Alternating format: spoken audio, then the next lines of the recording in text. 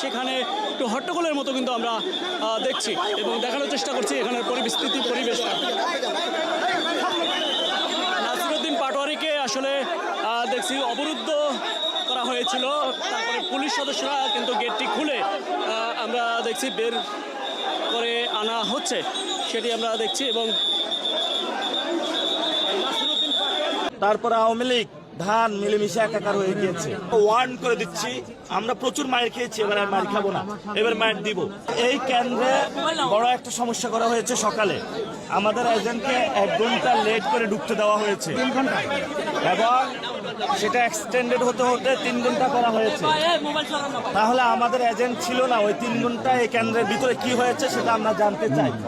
এটা CCTV footage উদ্ধার করে ভিতরে আমাদের যখন এজেন্টকে 3 ঘন্টা বাহিরে রাখা হয়েছে ভিতরে কি করা হয়েছে। এবং আমি এজেন্টের সাথে কথা বলেছি, উনি যেটা জানিয়েছেন আমাকে যে ওনাকে প্রশাসনের লোক চেকিং করে নাই, চেকিং করেছে দলীয় গুন্ডা সন্ত্রাসীরা, মির্জা আব্বাসের লোক।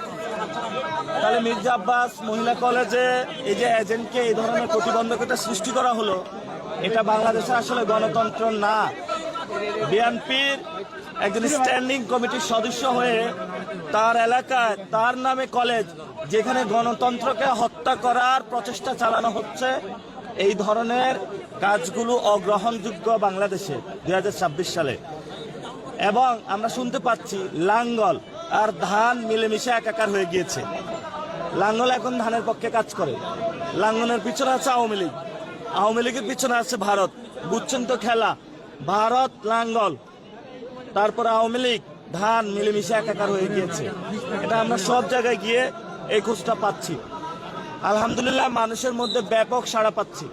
জেনজি যারা শাপলাগলিতে ধুমায়া ভোট মারতেছে, যারা উইমেন শাপলাগলিতে ধুমায়া হলো সিল দিতেছে, আর অনেকেই বলতেছে ভাই স্লিপ নিয়ে আসছি জানের ভয়ে, অন্তরে শাপলাগলিতে ভিতরে যায় সিল দিয়ে আসতেছে। ইনশাল্লাহ ঢাকাতে শাপলাকলির ভূমিধস বিজয় হবে। তবে এই বিজয় নাসিরউদ্দিন পাটোয়ারির না, এই বিজয় শহীদ উসমান হাদি ভাইয়ের।